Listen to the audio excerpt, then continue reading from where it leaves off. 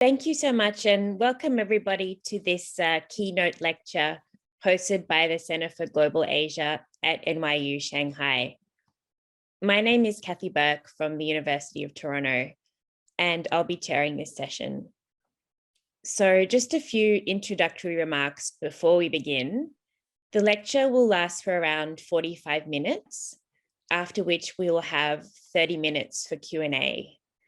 And as we're using the Zoom webinar format, if you'd like to ask a question, we ask that you type it into the Q&A box, and I will read it out loud when we have our Q&A session.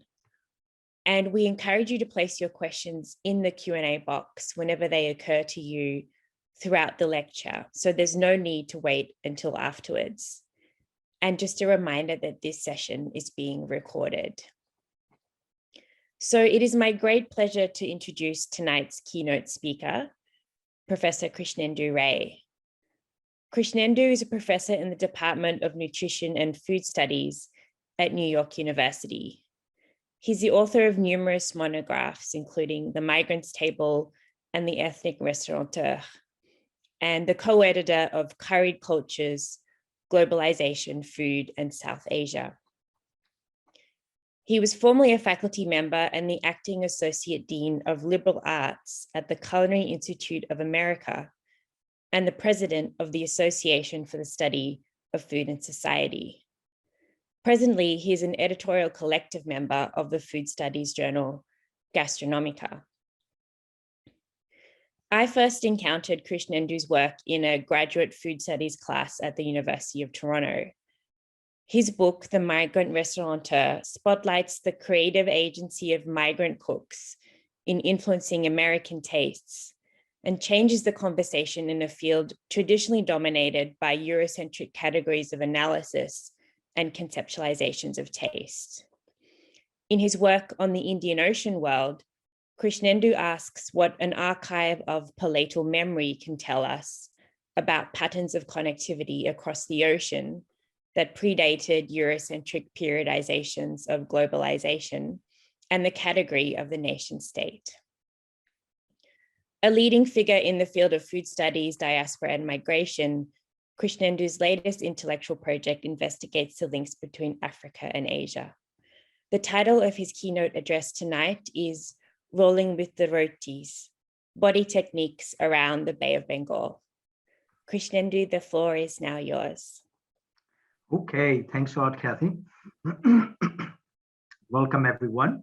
Kathy, you can hear me correct, right? Just give me a thumbs up. And first, yeah, good, you can hear me, good. So thank you, Jose, and thanks, Tansen and Joanna for inviting this sociologist among historians and anthropologists. And I've been learning a lot already from the 2 days of the conference here. Thank you to the participants who have been presenting their papers there, some of which will eventually come out in various journals. And thank you to the Henry Luce Foundation for funding this. And thank you for all of you to being here. I am going to share my PowerPoint today. And let's see.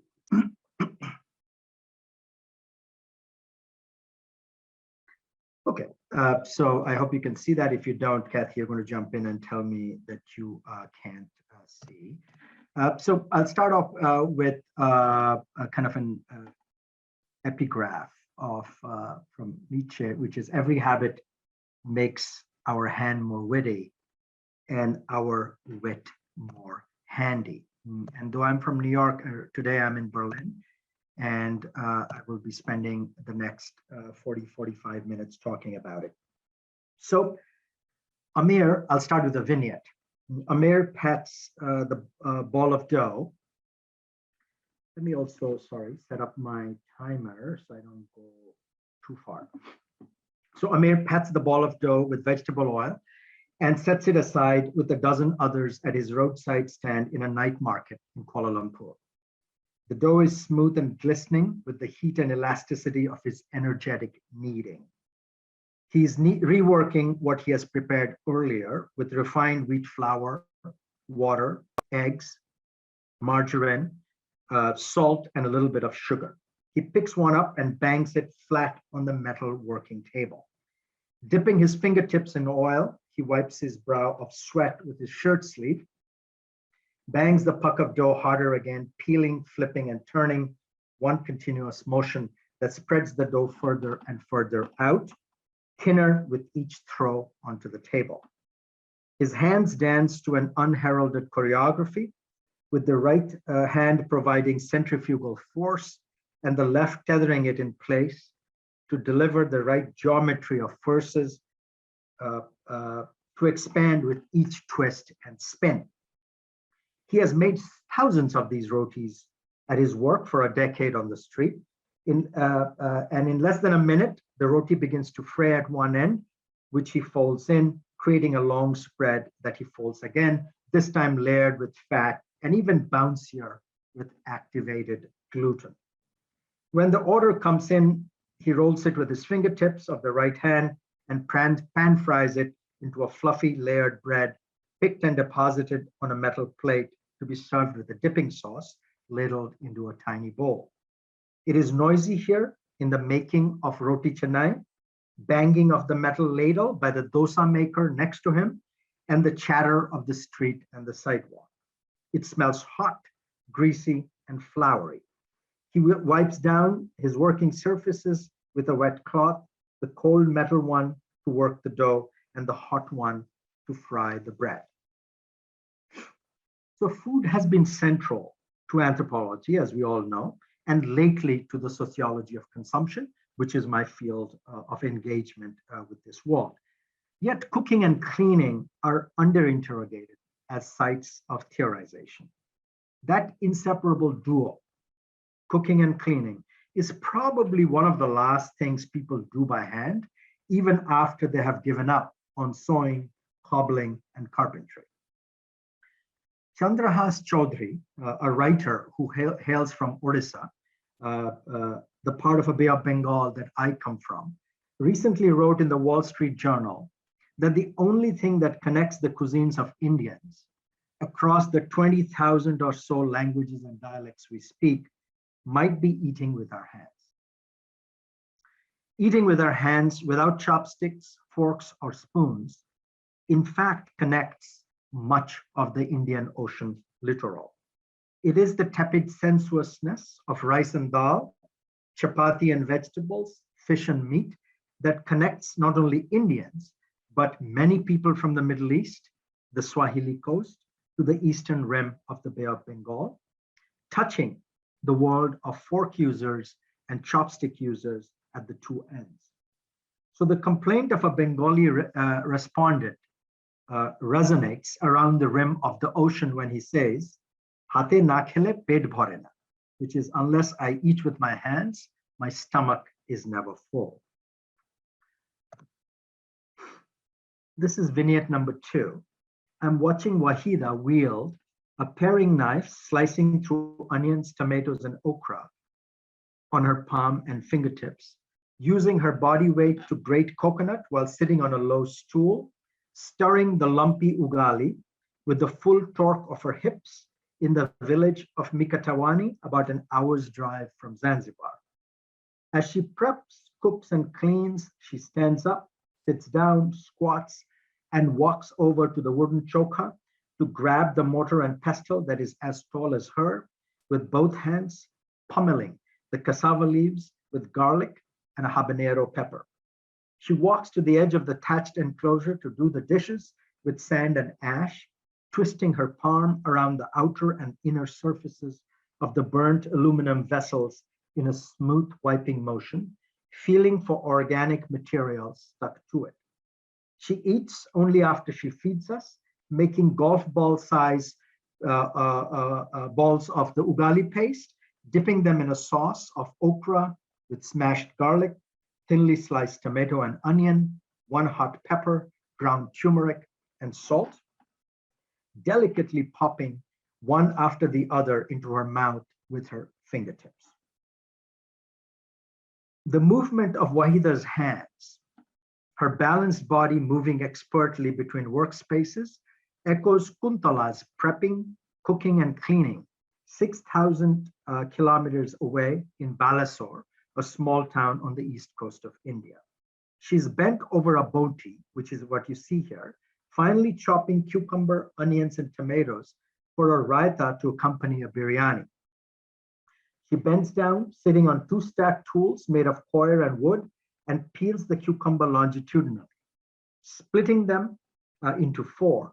And then she grabs a melamine plate to slide it under the boti, turning the sliced cucumber, realigning horizontally to the blade, a dozen quick, sharp cuts, her body swaying gently.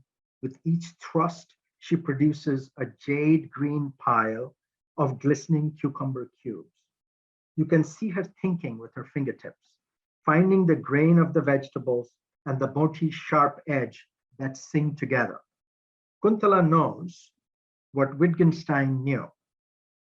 He did his best thinking while peeling potatoes. There is an uncanny resonance between the body techniques of Amir, Wahida, and Kuntala, about 6,000 miles apart from each other, especially the way they use their hands and the weight of their body, more powerfully leveraged by squatting and standing. There's some relationship between the tools and the implements, too. And so more than a generation ago, the archaeologist Neville Chittick characterized the Indian Ocean littoral as the largest cultural continuum in the world. And more recent research by many others, including Abdul Sharif and Enseng Ho, among others, and of course, most recently with Sunil Amrit, they have underlined this connection, has strengthened this argument.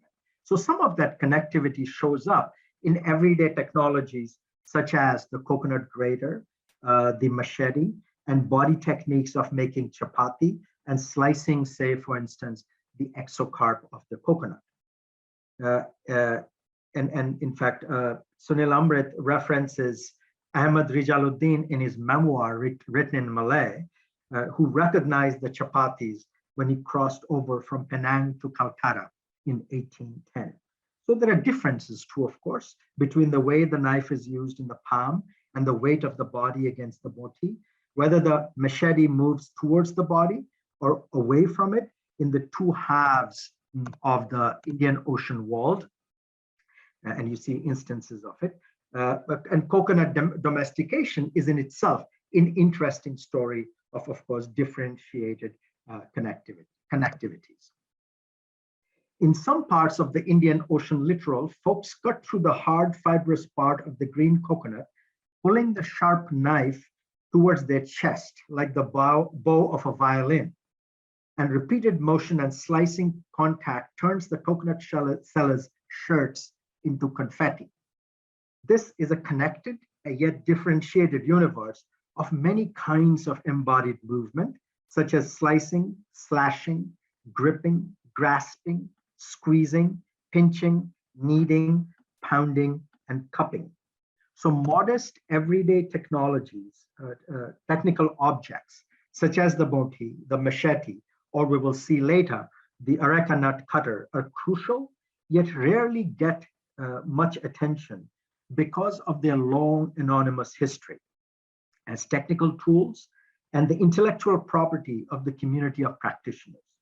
In studying food, in fact, which is the field in which I belong, ingredients and recipes get all the attention, tools very little.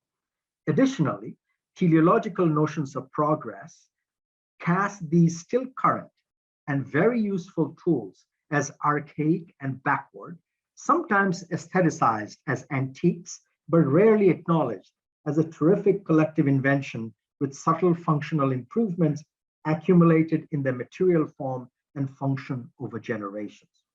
So the materials like the dense lump of ugali, the chapatis in rotation and in flipping with which I started, and the cucumber lengths that I showed you a picture of, carry a memory of their manipulation, absorbing the forces and energies of the bodies of Amir, Wahida, and Kuntala, conveyed invariably through their hands. Here, of course, I'm telling more than I know, to invert Michael Polanyi's insight about tacit knowledge, because I'm trying to render explicitly what usually remains untold as I try to develop techniques of observation and articulation, touching and telling by tongue and by hand. Kuntala has made roti perhaps every night for the last 60 years. Culture takes practice, and it is an achievement in context, as the sociologist Craig Calhoun and Richard Sennett suggested in their book, Practicing Culture. If she were to estimate, she has made roti at least 20,000 times, which is a lot of practice. Amir, half Kuntala's age, has made more roti Canai than just within a decade. They think about the process almost subconsciously with their hands in terms of the density and the texture of the dough, its stickiness and smoothness, with almost synesthetic reason.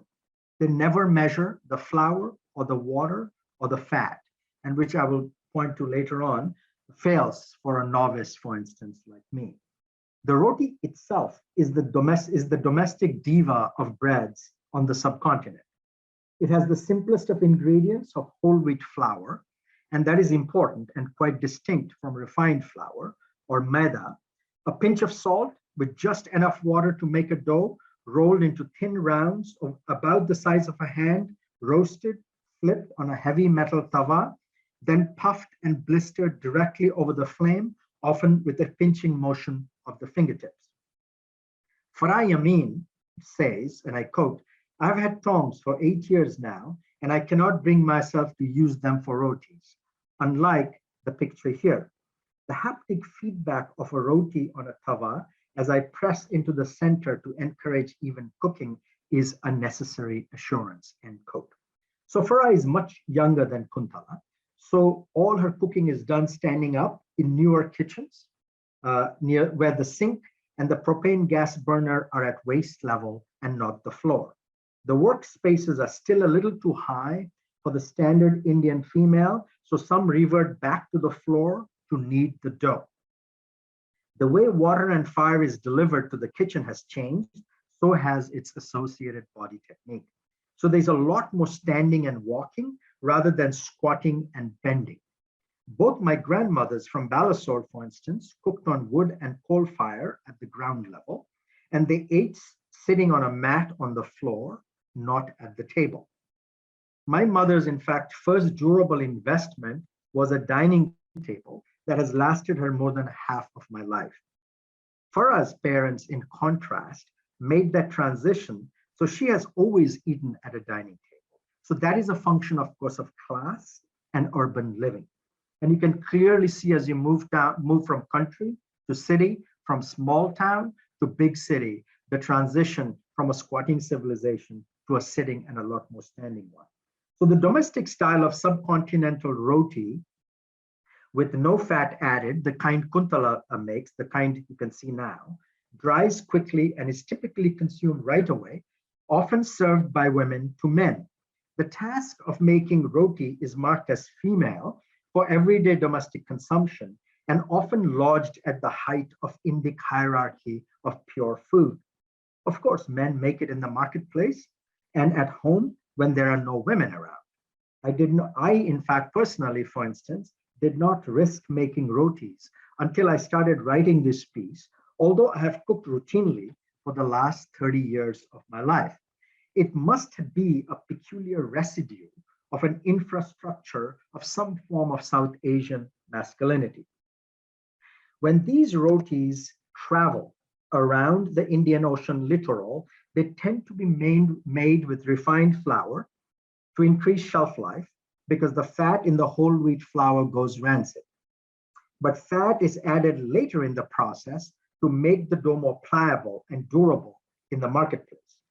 On the subcontinent, these fat-added breads are often called parathas, parotta, etc. But in Kuala Lumpur, they go by the name of, as we know, roti Canai. In Zanzibar, the fat-added maida, chapati, this is called chapati in Zanzibar, is common as working class and urban breakfast with tea, quickly replacing ugali, which I have referenced before, which is a dense cassava porridge, with the younger generation, as Ikadi, a young Zanzibari man, underlined to us as we ate the ugali, dipping it in various accompanying stews with our fingertips. This is analogous, but not an exact replica to the transition to industrial wheat bread in the Western world. Here it is mediated through the small entrepreneurial labor of women, as you see in this case, in a highly competitive marketplace, like much of provisioning in the global South. So maida, refined flour, became ubiquitous in the subcontinent, of course, after PL 480, an American aid program as a tool against the spread of the Red Revolution and land reforms.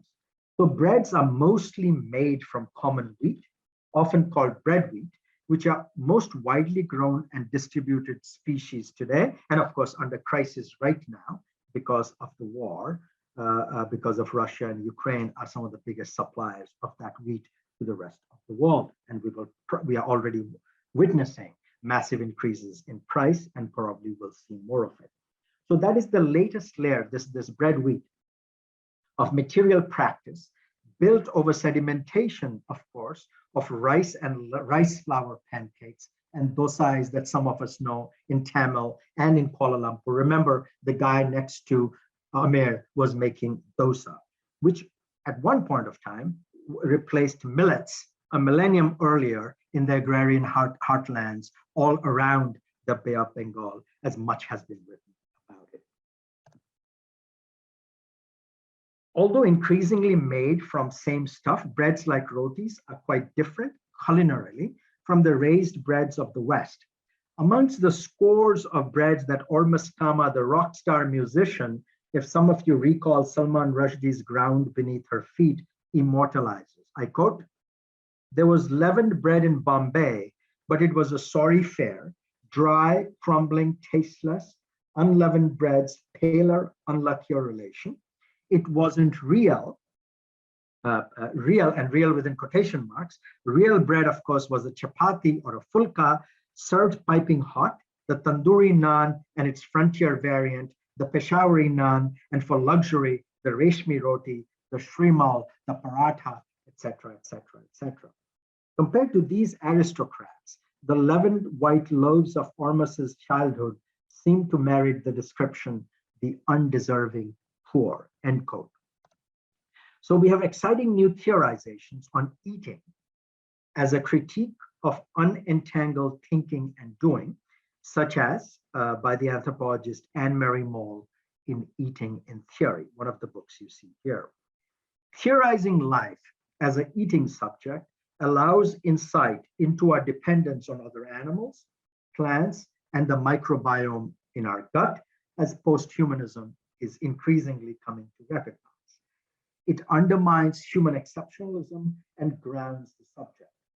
Moll shows how eating in theory is much more than well-known instances of walking in theory, which those of you who are familiar with Maurice Merleau-Ponty's phenomenology, and more recently, Tim Ingold's work, where the phenomenology of the subject unfolds as the subject walks. As a walker, I move through the world, but as an eater, the world moves through me. Moll, in fact, Anne-Marie Moll digs deeper and deeper inside the body with analogies of swallowing disorders called dysphagia, intravenous feeding, and diabetes with insulin-resistant cells, expertly occupying the space between physiology and anthropology. Her point here is that eating is not only incorporation, but that the boundary of the outside and the inside shift at each level of analysis. It is an encapsulated matryoshka world of insides and outsides that cannot be kept out of theory. Yet eating provides a different vantage point than cooking and cleaning, which almost always foregrounds the needs of others. Cooking also draws attention to the risk and anxieties of failure. Cooking is a micro practice with larger implications, writes the anthropologist David Sutton in his book, Bigger Fish to Fry. tying Ingold's task orientation in this making book to his own person orientation. So practices such as cooking and eating precede individuals who are thrown into a world with standards of mutually intelligible and acceptable behavior. The leading sociologist of consumption, Alan Ward, in his recent book, The Practice of Eating, develops a subtle argument about the unconscious relationship between normed practices and performative instances. How is the chapati I'm making in one instance related to the agreed upon assumption that I'm making a chapati and not a paratha or a puri? Shared standards of practice frame such activities. And how are individual practices connected via social coordination and authoritative regulation? That is the challenge that faces Ward in this book, The Practice of Eating. He settles mostly on habituation and repetition. This is the new behavioral bent, which is less enamored with values and norms in the head and more focused on unreflective, repetitive, automatic bodily practices. So Ward's focus on habituation and repetition are exciting areas of emergent sociological theorizing, drawing on the long history of anthropological thinking, topped by recent work on cognition, neuroscience, and behavioral economics. And you'll see one example of it here. It is the division, what Alan Ward points to, is this a division between system one, or what Daniel Kahneman calls fast thinking, and system two, thinking that is most relevant to cooking and eating. System one thinking is uncontrolled, effortless, associative, fast, unconscious, and skilled. These are quotations, within quotation mark, like habitual cooking and eating. And system two, which is, I quote, reflective, controlled, effortful, deductive, slow, self-aware, and rule following, end quote. So Ward tries to reconcile the methodological individualism of these disciplines with the sociological imagination by sharpening the definition of habit and abandoning the Kantian necessity of separating animals from human, which we also saw in Anne-Marie Moll's Eating in Theory. So culture is more than explicit codes and values, which were the old behavioral workhorses. It is the habits of the mind and the body, primed to read what is routine and what is not. It is driven by the principle of conserving cognitive and affective energy. Ward prioritizes the low energy expending mode of acting out of habit, with disposition stored in muscle memory and fragments of scripts as a toolkit, with the dispersed cognition of the environment attuned to context and contact with other objects and other people. I'll give you another anecdotal evidence. Barack Obama used to wear the same suit, the same kind of suit, 5 days in a week, partly because he wanted to reduce the self-conscious decision-making every day. Often people manage this cognitive load and affective load by, in some ways, eliminating conscious choice, and which is, of course, the world of habit and habituation. So the discussion of habit and habituation and repetition tries to get to the crucial question of what makes practice natural, unself-conscious, and shared between individuals without explicit injunction, which is, of course, what Marcel Mauss called body techniques, which I take the title of my talk from. And the secret is connecting individuals to shared representation lies in not making too much of a distinction, in fact, between the mind and the body, where automatic thinking and bodily habits can cover a lot of ground. It goes beyond Durkheim's, what he called shared mental representation, towards Mauss's more embodied ones, okay? Which is also, by the way, new to both Heideggerian transcendentalism in the West or even Oriental transcendentalism. So these are new forms of immanence of being in the world, okay? So these are practices procedures, and standards that are learned from childhood, sometimes later as dispositions, with different degrees of competence from novice to expert along grooved pathways. So it is the context and the environment. If you're sitting at a dining table at home, or you're sitting at home on a mat, the upscale restaurant or a street corner or the foreign city that cues in habituated patterns of action that are available to conscious change with changing context and circumstances. So culture, as we know then, takes practice that becomes second nature at some point in a life cycle. Nevertheless, in Alan Ward's theory, it is unclear how far communities of such practices extend. Are they limited to face-to-face interaction, town, city, provincial, sub-regional, national, transnational networks, or are they universal? Ward seems to draw the line at the level of the nation, often jumping from the face-to-face to the national. Gives example of British, French, US. That's also often true with Anne-Marie Moll's work. Are there repeated reforms? So this work, especially of Ward, reverts back to naturalized uses of national units that cannot account for migrants and transnationals, surprisingly even less than some of their previous work, where Ward acknowledged the limits of Pierre Bourdieu's work and distinction, given the greater intensity of globalization, migration, and transnationalism in the world today, and of course in the Indian Ocean world, and specifically the world of the Bay of Bengal centuries ago. So theory here, I think, is an obstacle and forecloses what should have been interrogated empirically, either ethnographically or via archival work, the latter, of course, sometimes less likely to leave traces of doing, as we will see later down in my talk. So the rotis I made so that I could write this here today were transformative, as the anthropologist Tim Ingold promises it should be, when you make something, especially for the first time.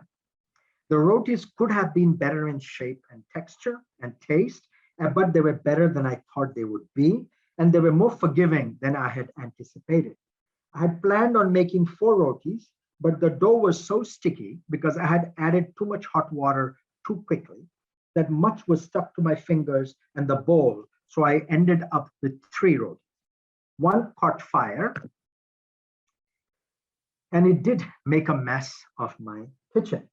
So thinking back, I was surprised that Tim Ingold had written so little about cooking in his book on making. Ingold, like Bourdieu, I think, as Lucy Giard and Michel de Certeau criticize, often take cooking for granted. Okay, as a sociologist amongst historians, I tend to look back from the material evidence now to its historical sedimentation over millennia, that kneading, that roti making, that swift movement of the machete to slice open the coconut. I have to learn to distinguish between what things and actions have long lineages and which ones have shorter genealogies, right? It's like, say, drinking tea from China with milk and sugar from a cup. It's a very 20th century phenomena, even in India. So let me take the example of pan to illustrate the challenge.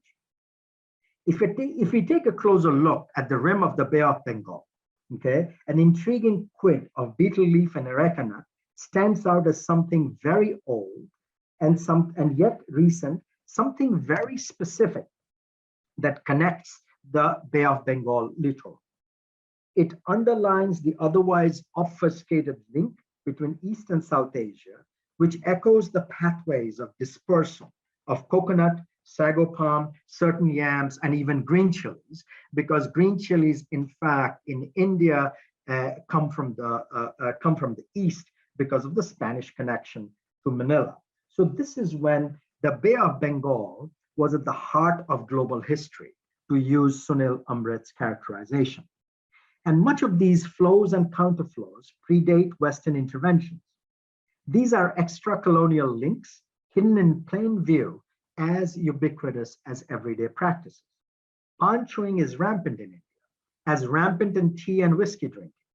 Okay, but the latter are clear products of British imperial influences on the Indian palate through hierarchy, emulation, propaganda, and advertising, while pan is decisively not a product of British imperial design. The culture of pan predates Western mercantilism. By the way, we heard a beautiful paper on mercantilism in the morning today, almost by a millennia. It is yet ignored in most academic work on South Asia, other than public health campaigns, and partly because of the fragility of the source material. And I'm waiting for a book that Pushpesh Pant is supposed to write on pan. That's been pending for a while. Everywhere Ibn Battuta went on his journeys around the Indian Ocean in the 14th century, he was offered pan and areca nut. The sultans brought out betel and rose water in Mogadishu, in the Maldives, in the Malabar, in Java. In a ceremonial at Al Java, he writes, they brought food, which was mostly rice, which, by the way, he complains endlessly about, coming from the bread-eating part of the Mediterranean world, which they mostly, brought food, which was mostly rice, then a kind of beer, and then betel, which is a signal for departure, end quote. His most elaborate description noted the precise ways of eating it. I quote him again. When I arrived with the Qadi at the Sultan's residence, one of the serving boys came out and saluted, then returned bringing a plate on which some leaves of betel and areca nuts. He gave me 10 leaves along with a few of the nuts, the same to the Qadi, and what was left on the plate to my companion and the Qadi's students, end quote. He provides the most extensive description of the betel vine and nut, along with other exotics such as coconut, mangoes, and Indian aloes, under a whole separate section titled The Account of the Betel Tree. He notes, I quote, the betel is a plant which is cultivated in the same manner as the grapevine. Trellises of cane are made for it, just as for grapevines. The betel has no fruit and is grown only for the sake of its leaves, which resemble the leaves of the bramble, and the best ones are yellow. Its leaves are picked every day, end quote. He continues, Indians attach immense importance, and you could replace Indians by wherever he went around the Indian Ocean, because that is what he underlined. And when a man comes to the house of his friend, and the latter gives him 5 leaves of it, it is as though he has given him the world, especially if he's an Amir or some great man. The gift of betel is for them a far greater matter and more indicative of esteem than the gift of silver and gold. Their specific property is that they sweeten the breath, remove foul odors of the mouth, aid digestion, and the eating of them gives a sense of exhilaration and promotes cohabitation, and a man will put some by his head at nights so that if he wakes up or is awakened by his wife or slave girl, he may take a few of them and they will remove any foul odor where they may be in his mouth, end quote. Odor, of course, is neither simple nor superficial.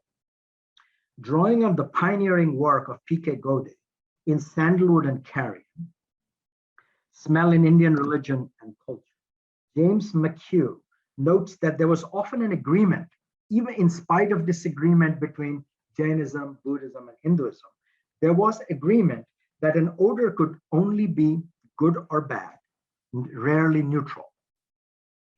And they were united in their contrast often to singular Western connection of smell to memory, which is of course made famous by Marcel Proust's Madeleine dipped in tea.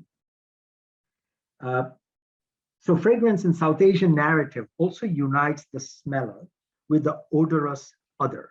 So it is also a spatial rather than only a temporal bridge.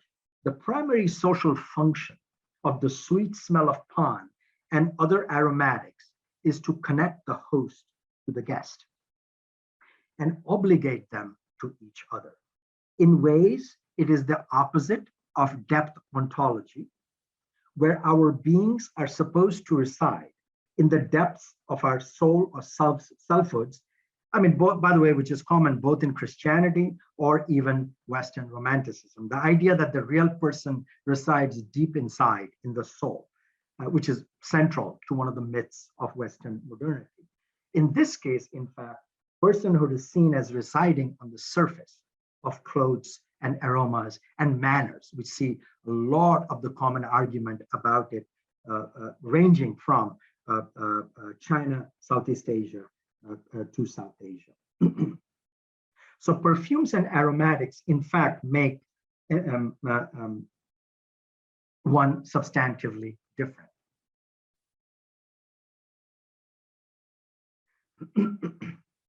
There's a deep-seated cultural preoccupation with a sweet-smelling mouth. Perfumery, which is understood as affective rather than cognitive, was enacted over a range of formats, such as hair oils, body pastes, garlands, incense, and of course, sweet-smelling breath. We still see the residue of a lot of this. So the good smell of pan became increasingly a signifier of loyalty.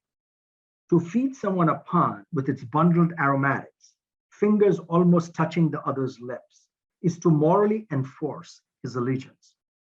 To consume the proffered pan is to be eternally loyal to him, analogous to consuming his salt. Here, the aromatic philosophy of oceanic Islam, with its Mediterranean mastics, resins, frankincense, coral, and edible camphor, was made congruent with the odor of sanctity in the Sanskritic cosmopolis of South and Southeast Asia, carried by cardamom, clove, cinnamon, saffron, and areca nut, creating a particular Indian Ocean conception that connected Mogadishu to Malabar and Malacca, exemplified the union of sandalwood to rosewater. Pan in South Asia has for long been associated with peninsular India. K.T. Acharya, in his Encyclopedic Indian Food, discusses betel leaf under the category of foods of South India. He notes that in the Sanskrit literature, betel leaf with areca nut and slate lime with an extract of the heartwood, Acacia catechu, is recognized as a peninsular practice. Kalidasa refers to it as a Malaya practice, as does Shudraka's Mritchakatika, which references its consumption with camphor. The term beetles, of course, comes through Portuguese from Malayalam and Tamil, meaning truly a leaf. Likewise, the Hindu pan is from the Sanskrit parna, meaning a leaf, end quote. This is from Acharya. Acharya eventually links it back to the Munda dialects of India's indigenous languages. It's an ancient peninsular practice connected to South Asia with a rich material culture of aerated metallic containers to stem the rot of pans, often called pandans, made of brass, copper, silver, wood, nut cutters, and lime paste containers, chunadans, etc. That, in fact, reposes Sunil Amrit's question. And here is the question. How far can we see South India as, in fact, part of the Southeast Asian world? Question mark. Pan continues to insinuate itself in the seasonal rituals of the Bay of Bengal, the part of Bay of Bengal I come from, on a full moon on Kartik Purnima, when the wind picks up with the northeast monsoons, parents drag their children to Balijatra, arguably one of the largest trade fairs in Asia. It continues to be held off the Gorgoria Ghato in Kotak, in what appears to be a provincial town today. But Kotak, in fact, is at the head of the delta of the Mahanadi River that fans into the Bay of Bengal. Those rituals of Kartik Purnima mark the period when ancient mariners would leave Odisha for trade with Bali, hence Bali Jatra, but often, in fact, to Sri Lanka, and more recent workers to Burma. The trade was in grain, horses, spices, textiles, elephants, bananas, and of course, on areca nut on return. Folks still sing a song that opens with Aka Maboi Panaguathoi in Odia, Panogua referencing the pan and gua, the areca nut, essential to the exchange. Children make little boats of colored paper and set them afloat with a little terracotta lamp alight on a small heart-shaped leaf. Sunil Amrit, of course, finds Odias later in Rangoon Harbor as boatmen, the bulk of railroad workers, people populating the public works department and the Odia hotels. And as Tansen reminded me yesterday, of course, the old etymology of Keling, which associates a lot of South Asians in Southeast Asia, one of the references is Kalinga to Odisha, what became a classifier eventually of Tamils, in fact, and all kinds of Tamils of various religions. So pan is as important to the South and Southeast Asian economy and politics and culture as coffee is to Europe and the Americas. Scholars such as Jürgen Habermas, Benedict Anderson, and Wolfgang Schivelbusch have written eloquently about the coffee house and the bourgeois public sphere, where the very idea of the public is born. It is worth thinking where South Asian polity, amongst others around the Bay of Bengal, okay, would be without the pan shop. The public of the politician, the public of Bollywood. If you are connoisseurs of Bollywood, you would recall the film Pakiza, for instance, or you go through Umrao Jan, or more recently, the film made by my friend, the film is Makbul, okay? The dialogue is centered around pan, okay? And could exist, I think, no more than the European public could be constituted without coffee and the coffee shop. Pan is associated with a specific set of gestures and techniques of cutting the areca nut. My aunt used to do it, by the way, in around the Bay of Bengal, it is gendered in a different way than, say, tobacco is gendered in the New World. Deveining the pan leaf, painting the lime and the katha, folding and offering, they're even more elaborate and stylized than the making and eating of rotis and chapatis. This is where and how the pre-colonial history outlasts the colonial efflorescence.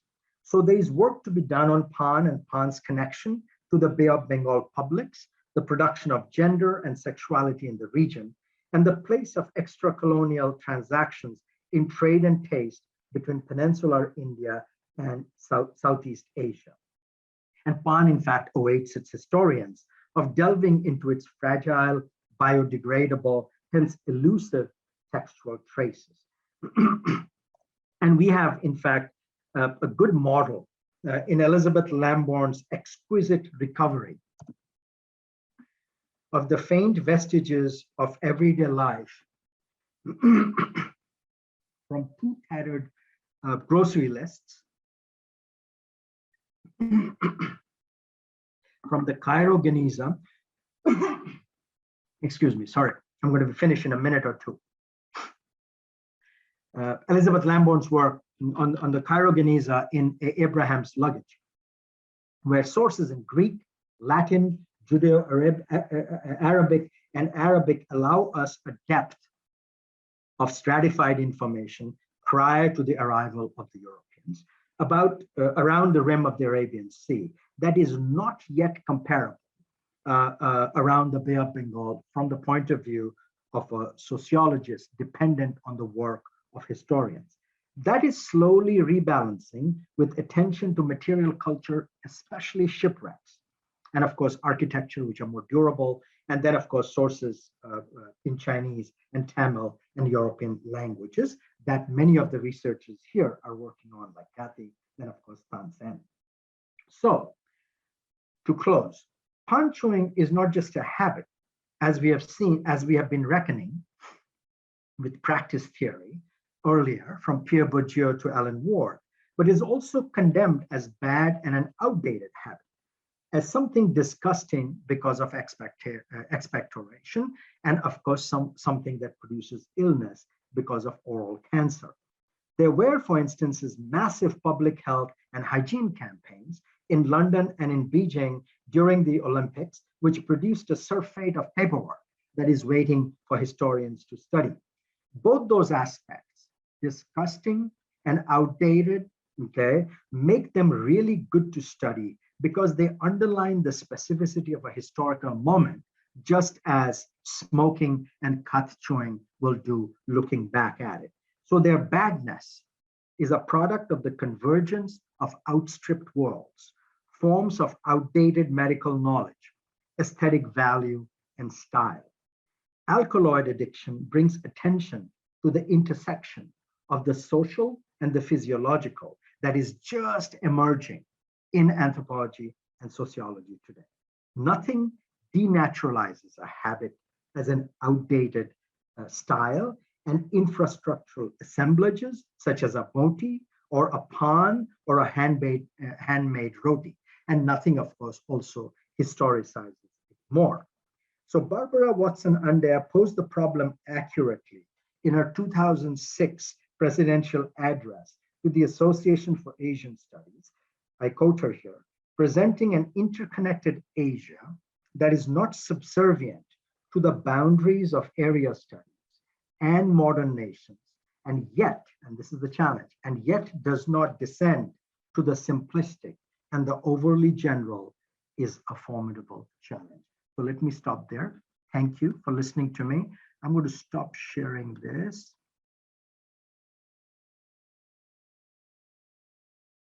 So I can see you. Wonderful.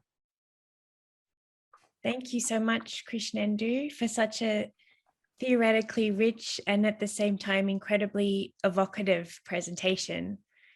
I'm going to jump straight into the Q&A, and I encourage any of you that have questions, please feel free to place your questions in the Q&A box, and I'll read out the question and pose it to Krishnendu.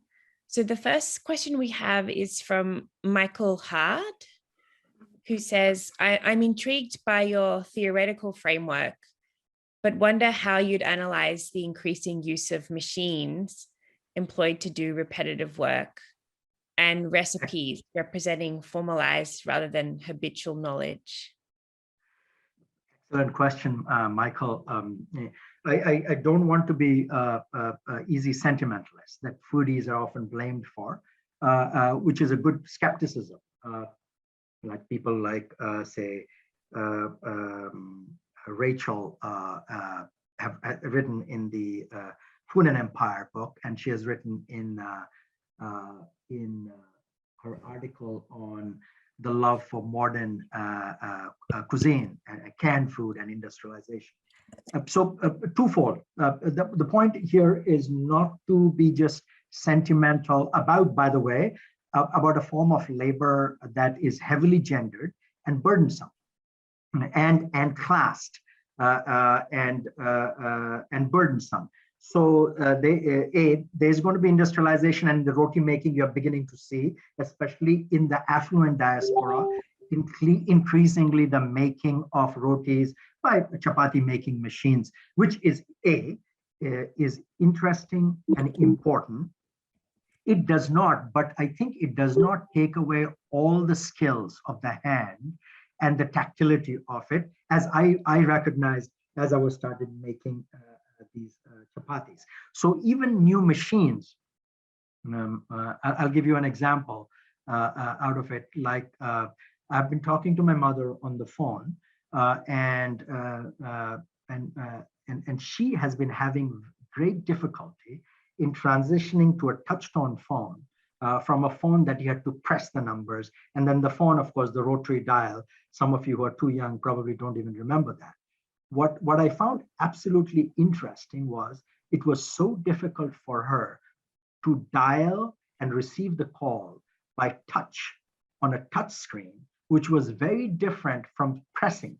So of course, this adaptation to new technology is going to be uneven, and it is going to be, as Marcel Mauss said, it is going to be strongly generational, and it will of course come with certain advantages and strength, which is when in some ways in the old Marxian way, where the labor and technique then is invested in the machine, then in the person, it will be advantageous to some people in some places. For instance, my work in the migrants table showed how a lot of the breakfast in the early morning of Indian migrants, especially Bengali migrants in the West, goes to people were no longer making rotis and chapatis and parattas because they were labor intensive, they were skill intensive, and they were time intensive in the morning compared to breakfast cereal or say a toast. So in some ways, in my study, what shows radically Indian immigrants in the West were quickly moving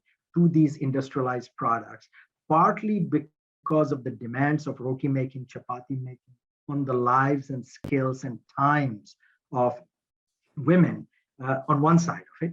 And then on the other side of it, their dinner was much more intensively labor intensive and also skill intensive. So if you looked at immigrant patterns, they would say, if you just looked at breakfast, it would appear that it was completely westernized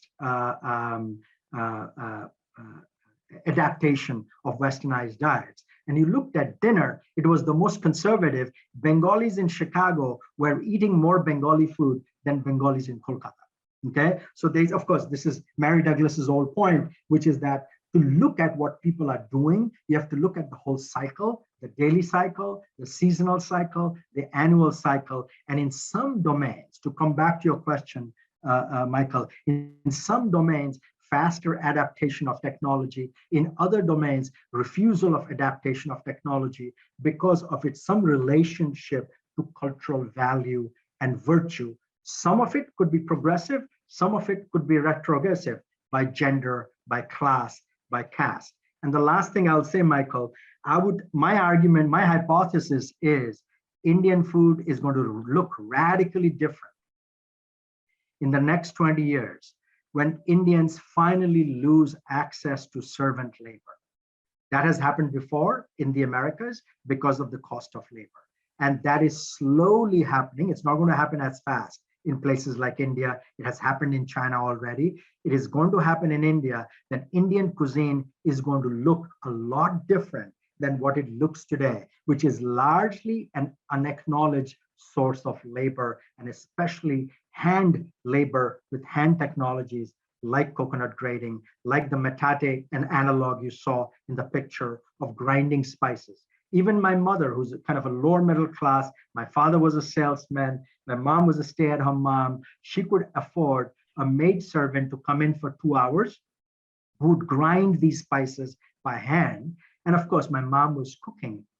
And this relationship between prepping and preparing and cooking is going to transform in the subcontinent, around the Bay of Bengal. It is already doing, and we're going to see the big transformation in taste and its relationship to labor and its meaning making by handwork.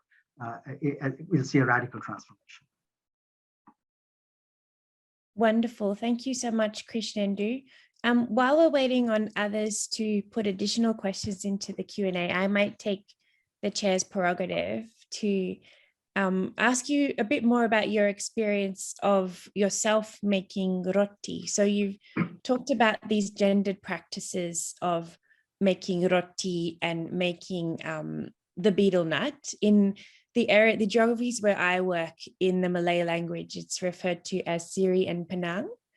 And your description really evoked a lot of the sources that I have been looking at that just shows how embedded these practices were and associated with different forms of gendered performativity.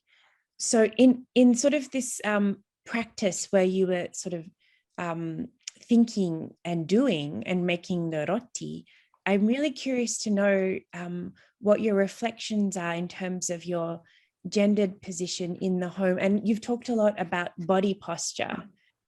What about your own bodily posture in these, highly gendered scripted performances in the home? I just wondered if you had any reflections around that. It's beautiful. I was startled by my own hesitation to make rotis. And I think it is clearly a residue of my gendered self-identity and practice. And of course, as we have learned since Judith Butler, right, that gender is performative. You are what you pretend to be. You are what you act to be. In my case, I think an important part of South Asian masculinity was this last barrier of making roti. I have almost made everything other than roti, chapati, paratha, and which is, of course, opened up this kind of a reflexivity on it. And I'll link it to the second aspect, which is David Sutton works, which is Bigger Fish to Fry, which is also where he talks about risk and risk of failure. For me, I don't know why, I was acutely sensitive to the risk of failure of being able to make the perfectly round chapati. And it turned out that was not the most difficult part of the technique. I could get a moderately round chapati, roll it, okay? The toughest part was making it poof and blister it in the right way, okay? So it was more, the texture was more important. Of course, that is because I was looking at a roti from distance, okay? And that was the transformation, and the way the body moves, okay? The way the hips move, for instance, when you knead the dough, okay? There's a deep sensuality to it, okay? And there's a gendered sensuality to it. So for me, all this, what I liked about the theoretical work, Tim Ingold's work, is in some ways this, I had seen it done. I had done everything other than making the roti, and yet it impacted in some ways how I thought about me, myself, my anxieties, my insecurities, and my lack of skill. Most importantly, culture takes practice. Okay, I mean, it kind of, and it's like we are born into it, and then we acquire it, becomes second nature, as Bourdieu says, and of course Sennett says, Craig Claiborne says, but it was astonishing. By the way, I've made now roti about a dozen times. And the first three times I made roti, I was more successful than the last 5, 6 times, 7 times. I don't know why, because maybe I became too relaxed and I was too casual. So suddenly it was clearly not in my body. It was clearly not embodied. I was thinking, I was trying to make it round, okay, and failing to do so. So in some ways, it gave me an insight into gendered bodies, okay, including my body, and practices, and especially culture as this notion of embodied habit that becomes your second nature. Roti, clearly, making is clearly not my second nature, not yet. That might be linked to my incompetence and or might be linked to my heterosexual masculinity. That's a fascinating reflection, Krishnendu. One like I'd like to digest with you further on another occasion. Joanna has a follow-up. Joanna Whaley-Cohen has a follow-up to this discussion.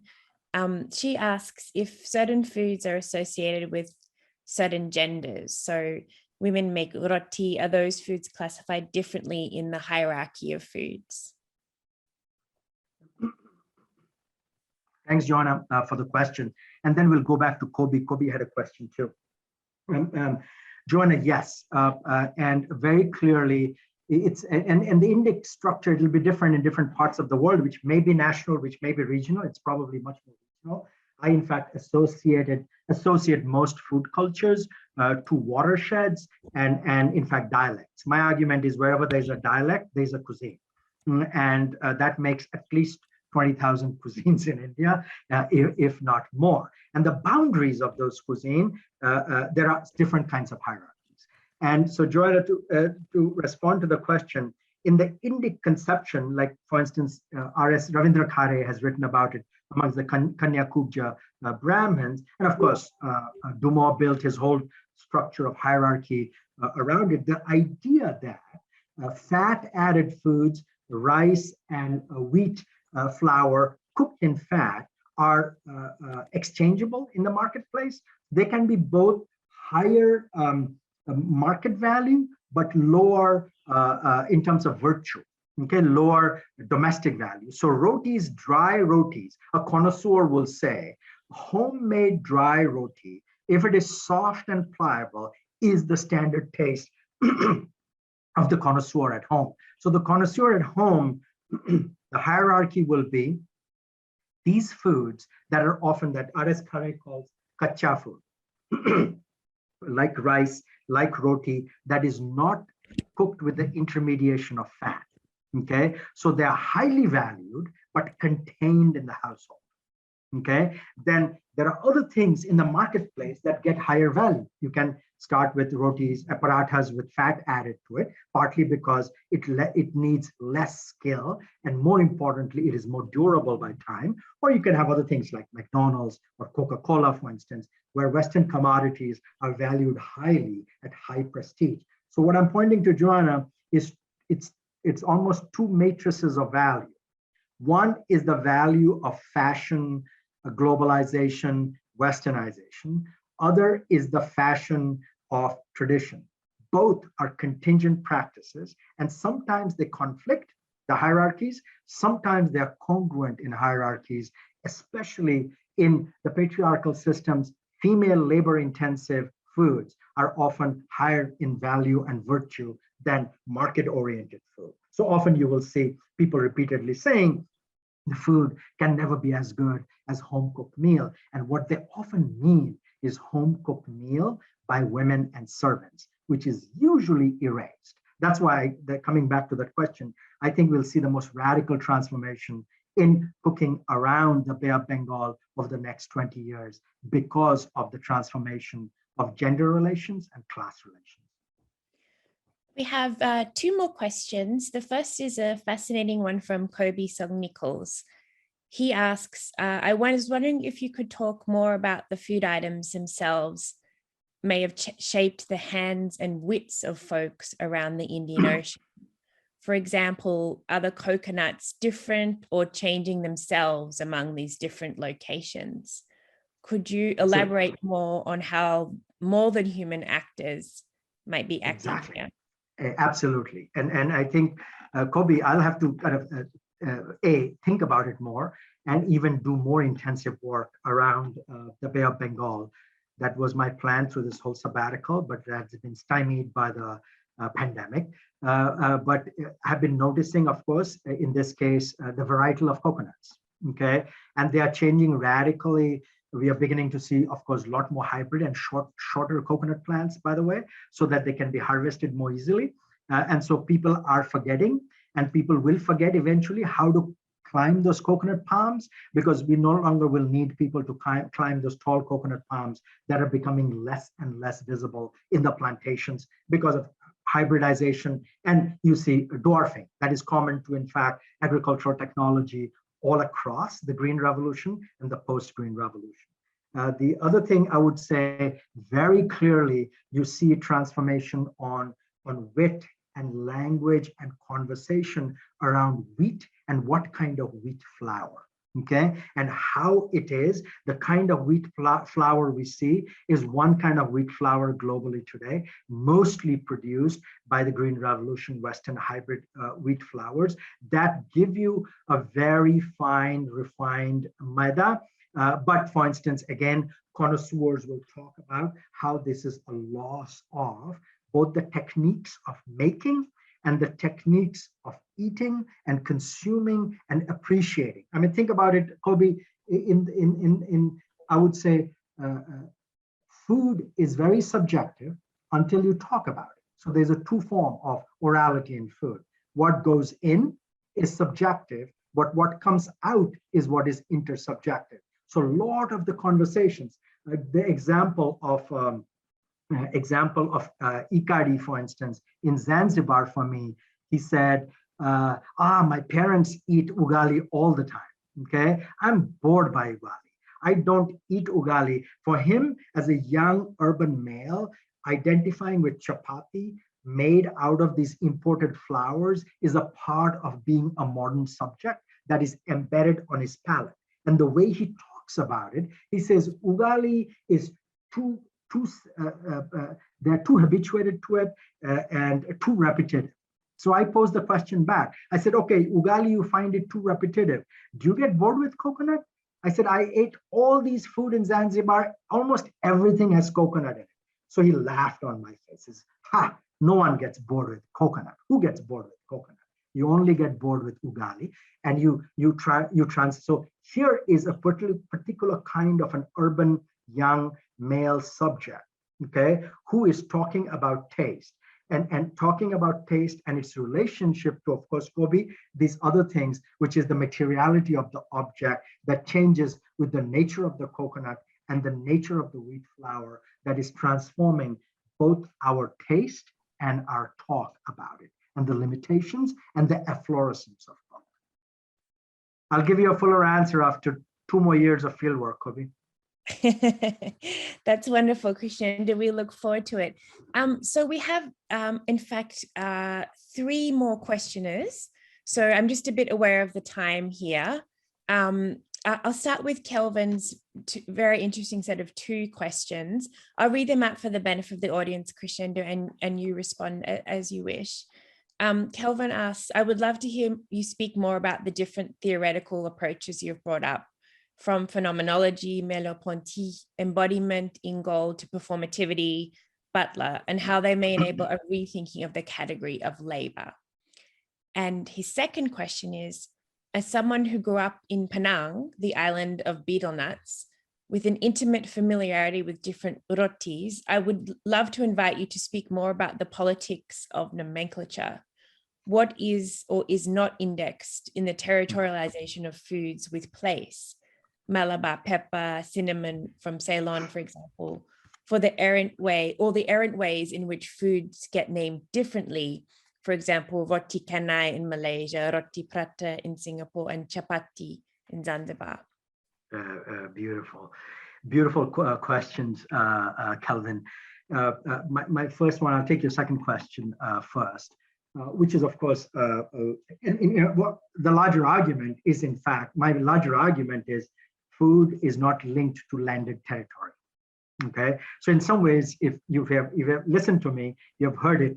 In some ways, it's a critique of terroir, idea of terroir. And terroir, of course, itself is this whole question of location, AOC, DOC classification, largely a European classification that is born against the weight of American commodification, right? The American idea is that you can make this stuff anywhere in the world, and we will make it more efficiently and sell it to the world. And one of the ways of stemming that flow is to say places should matter, and places matter in this double way, which is if they matter in soil, and in mostly the French notion of terroir is about soil, and a lot of people have tried to develop a so-called scientific argument about it, about phytochemicals, local minerals, etc. And I think some of that works, and some of that is a stretch. And the other thing is about soul, okay? And the soul is often linked to technique and body technique. Think about how champagne is defined, right? Champagne now has to come from Champagne with a particular kind of grapes, but also has to involve a certain kind of techniques of production in the bottle, as much as fermentation outside, etc. So that links to your first question, that these are some relationships to body techniques, technologies, and locations that in some ways I'm just beginning to dive deep into all the theorists you raised there, Merleau-Ponty, Ingold, Anne-Marie Moll, and of course, Marx. And this whole question of labor and species being and ways of being in the world and its relationship to, in some ways, it goes back, in some ways, the ontological relationship to what does it mean to be human, okay? And what does it mean to be human in the context of posthumanism and performativity? And what do we gain from that? By the way, I'm also slightly skeptical of an excessively Whiggish interpretation of posthumanism, where it appears that we have moved from all intrahuman conflict like race and caste and class to basically a conflict between humans and other animals. And I critique some of the posthumanism as too quick in terms of a Whiggish transcendence that, especially if you go to around the Bay of Bengal rim, if you go specifically to India, for instance, the height of it is an assault on other people's food practices, okay? So good question. I don't have what I'm going to do is I'm going to send you a long answer that I'm just theorizing in a long piece that I call, at one point, it's a changing title, called Distant Theories and Close Encounters. What I call Limits and Promise of Euro Theories of Eating, where I deal with these theorists to see what are the promising aspects of it and what are the limitations. If you send me an email reminder, I'll send it to you. It's the first draft of it. Wonderful. We have a question from Prista, which I'll read out for the benefit of the audience. And after this, we might try to wrap up the session. Krista says it was fascinating to see the different bodily techniques, different ways of using the same tool. For example, a knife for peeling coconut husks and a mortar in different arcs of the Indian Ocean. We have seen ship architecture as an embodiment evidence of ship technology transfer, cuisines as embodiment of mobility of ingredients and cooking techniques. Do you see adoption and exchanges of these bodily techniques across the region? Or is this tacit knowledge less mobile than ship technology and food ingredients? A beautiful question, Prista. That's why I love reading your paper. I'm looking forward to it. It's a powerful paper that that forces me to think, are these different domains, like say ship making, shipbuilding, they are probably gendered in a different way, but they are probably also implicit. Remember, you had the tough time explaining to people the difference between nailed, woven, and dowel in terms of wooden dowels in the making of shipbuilding. So my first answer, short answer to your question is, I don't know the answer. Then the long answer is, that's worth empirically studying. And that's my hope of studying over the next few years, looking at what gets passed, what's connected, and even the simple example. How and when did these two ways of cutting coconut, away from the body and towards the body, develop? Are they related to each other? Is it related to the shape and the curvature of the machete? Okay, and I have no answer to that question yet. You know, everyone I talk to who lives in a context in which coconut is grown and used, and the question goes to all of you. As you see coconut being shaved and cut and sliced, send me pictures of them and in which direction is being done, because I really do not know the answer to this question. And that, of course, is the fun part of an empirical investigation. And when you stumble into it, and I in fact did not go to the Bay of Bengal littoral or the Indian Ocean littoral looking for different coconut cutting techniques. I had assumed that what I had seen in parts of coastal India was natural. Then I went to Zanzibar, it totally flipped it on my head. And I said, whoa, what is this technique? It is such a different technique. And of course, when I asked my respondents to respond to it, they said, well, that's the natural way to do it. So it's not, so sometimes these tacit knowledge are not amenable to explicit elucidation. Then you have to look at, so that's why I depend on historians and archival work, people like you, to say, do you see evidence? And I honestly think a lot of the pan evidence is going to come from shipwrecks that we haven't seen yet, because pan itself is going to vanish. It's the other durables that are going to be visible, and we have had relatively little documented about it, partly because pan doesn't register in the life of Western theorists and Western analysts and Western empiricists even.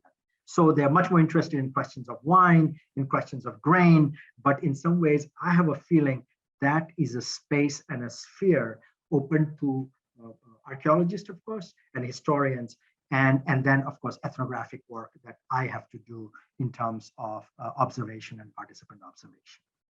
That sounds like a very exciting project, which we look forward to, Krishnendu. I might just highlight the last comment in the chat because it's a nice way to close off the discussion. Amrita Pal says, very interesting talk. I'm a Bengali who loves cooking all sorts of Bengali dishes, but am too lazy to cook roti, or rather roti as we call it. So we often just order rotis from a restaurant where they're most likely cooked by a male cook. This is more like my observation rather than a question, but I guess after this talk, I'll be more motivated to cook the rotis myself. And in fact, that's a terrific answer to Michael's question, the first question. That was this whole question of technique and technology and how that is changing. And I think, Amrita, you're absolutely right. That is going to change. Women, labor intensive, that kind of work is not going to survive the so-called modernization of the household within quotes. Once people around the rim of the Bay of Bengal lose access to the labor of cheap labor of servants and highly skilled but cheap labor of servants. And Indian food is going to look very different 20 years from now. Fascinating. Thank you so very much, Krishnendu, for being so generous with your insights and your time. We've all benefited in very different ways from your talk, from the lively discussion. Thank you to all your audience members for posing such engaging questions and in really getting the discussion going in a very lively way. So I thank you all for your participation, and I will close this session now. I wish you all a pleasant end to your evening or your day. Thank you. Thank you, Amrita. Thanks, Kathy. Thanks so much, Krishnendu.